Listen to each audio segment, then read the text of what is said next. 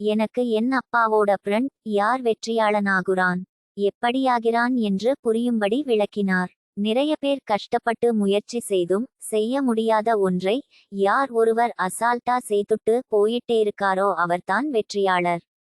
ஈஸியா கிடைக்கிறதொன்றும் நல்லதா இருக்காது, அப்படி நல்லதா இருக்கிறதொன்றும் ஈஸியா கிடைக்காது.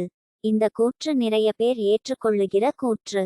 இந்த கூற்றையும் உடைத்து போட்டு அதையும் நமக்கு ஈஸியா யார் ஆக்குறாங்களோ அவர்கள் தான் வெற்றியாளரா ஜொலிக்கிறாங்க என்றார். நாமெல்லாம் கஷ்டப்பட்டு செய்து பார்க்கிற ஒரு விஷயத்தை அவர்கள் ஸ்மார்ட்டா எப்படி செய்ய முடியும் என்பதை கடின முயற்சிக்கு பின் கண்டுபிடிப்பார்கள்.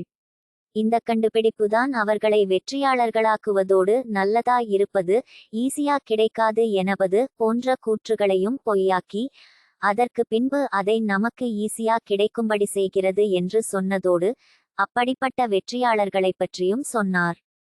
அமெரிக்கா, சீனா, இத்தாலி, ஜெர்மனி போன்ற பொருளாதாரத்தில் வளர்ந்த நாடுகள் போன்றே நாங்களும் இந்தியாவிலும் தனிநபர் வருமானத்தை உயர்த்துவோம் என்று உருவாகிய மல்டிலெவல் மார்க்கெட்டிங் கம்பெனிகள் போலல்லாமல் ஸ்மார்ட்டாக யோசித்து மக்களிடையே பிரபலமாகி பீக்கா போய்கிட்டு இருக்கிற ஆன்லைன் வழியிலும் ஏற்கனவே பல வருடங்களாக போய்கொண்டு இருக்கிற டிரெடிஷனல் மார்க்கெட்டிங் வழியிலும் ஏற்கனவே மார்க்கெட்டில் நாம் வாங்கிக் கொண்டு இருக்கிற அதே பொருள்களை தங்களிடம் வாங்கச் செய்து மற்றவர்களும் வாங்கும்படி செய்ய நம்மை விளம்பரப்படுத்த மட்டும் சொல்கிறார்கள்.